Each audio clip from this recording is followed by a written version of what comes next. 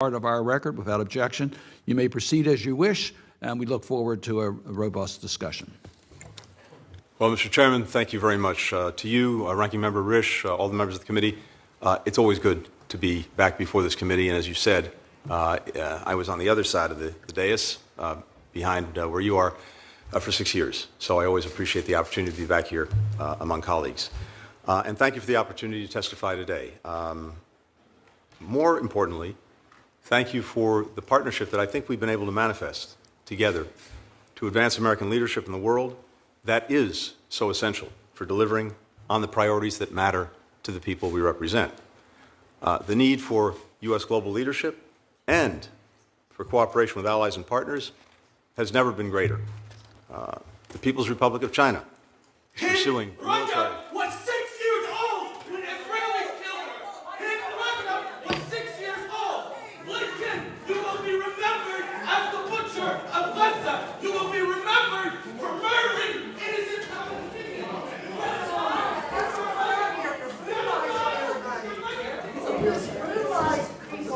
Jesus, look at that. I've already The person, will the officer please remove the person who's making these comments? If anyone who's speaking, will please be removed.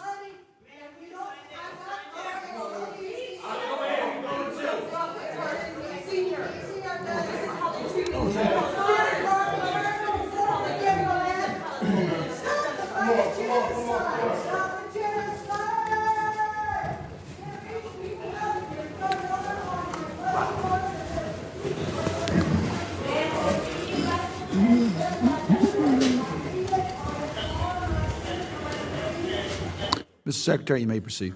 Thank you, Mr. Chairman. As I was saying, the People's Republic of China. He is a war criminal. The blood of 40,000 people is on his hands. The blood of 40,000 Palestinians is on his hands. He is a war criminal. He is a war criminal. Blinken is a war criminal. The blood of 40,000 people is on his hands. The blood of 40,000 people is on his hands. He is a war criminal.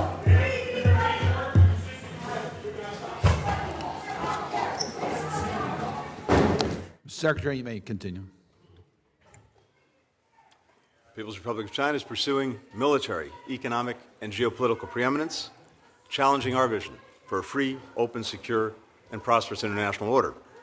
Russia is committing aggression not only against Ukraine, but against the principles at the heart of the United Nations Charter: sovereignty, territorial integrity, independence, that are the building blocks for global peace and security.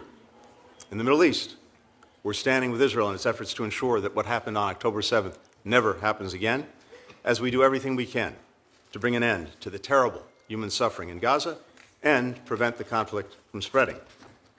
U.S. leadership is needed to address humanitarian crises elsewhere around the world, including in Sudan and Haiti, where millions have been displaced and many killed, and to address global issues that no country can solve alone, including food security, a changing climate, transnational corruption, the fentanyl crisis. But with the support of Congress, we can and we are approaching these challenges from a position of strength. Because of the actions we've taken, the United States is stronger economically, diplomatically, and militarily than we were 3 years ago. We've made historic investments at home in our own competitiveness, innovation, infrastructure. We've renewed our alliances. We built new ones. We've secured unprecedented alignment with key partners in Europe, Asia, and beyond. We've delivered essential American aid to Ukraine, and we've rallied the international community to share the burden with us. For every dollar that we've sent in economic and development assistance, others collectively have invested 3 more. Now, many doubted whether bipartisan support for Ukraine and other urgent national security priorities could endure. Last month, Congress demonstrated to the world that we will not pull back when you pass President Biden's supplemental funding bill by an overwhelming margin. Our investment abroad does not come at the expense of our strength at home. Far from it.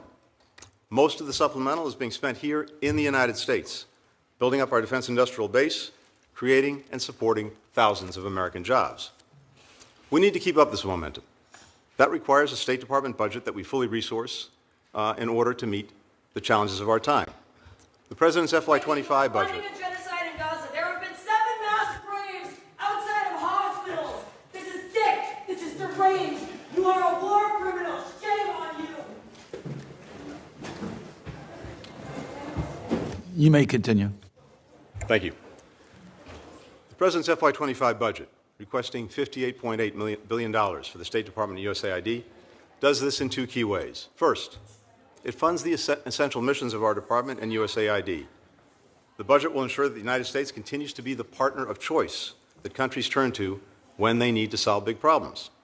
In an era of renewed great power competition, we must present the strongest possible offer, one that's relevant and responsive to countries' needs, and that advances our security and economic interests.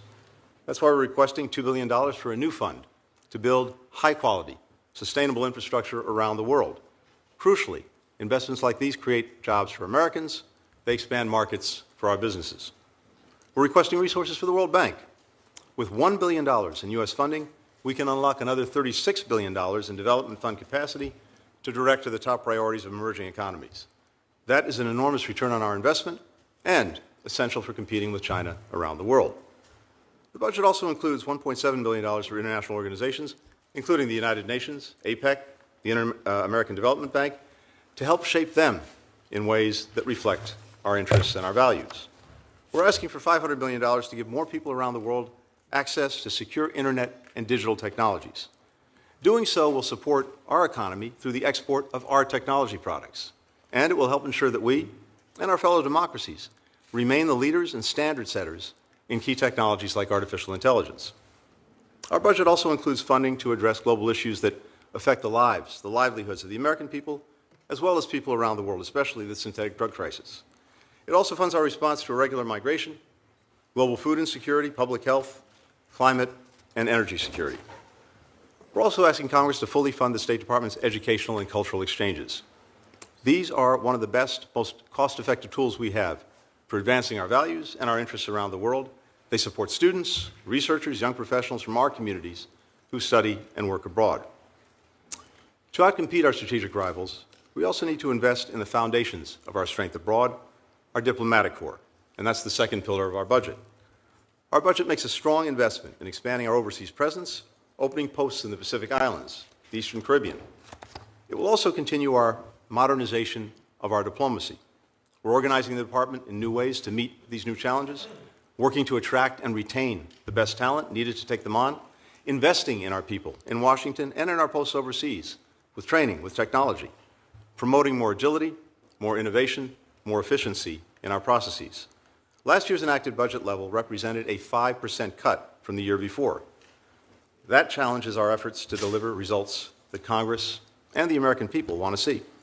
So I urge you to support this budget, which helps us address the most pressing foreign policy priorities of the coming year and lays the foundation for strong leadership in the years ahead. In conclusion, I'd like to thank this committee for your recent confirmations of ambassadors and other senior officials. Any undue delays in such confirmations undermine our national security and weaken our ability to deliver for the American people. I'm grateful for the partnership of this committee and for your time. Look forward to answering any questions. Thank you, Mr. Chairman.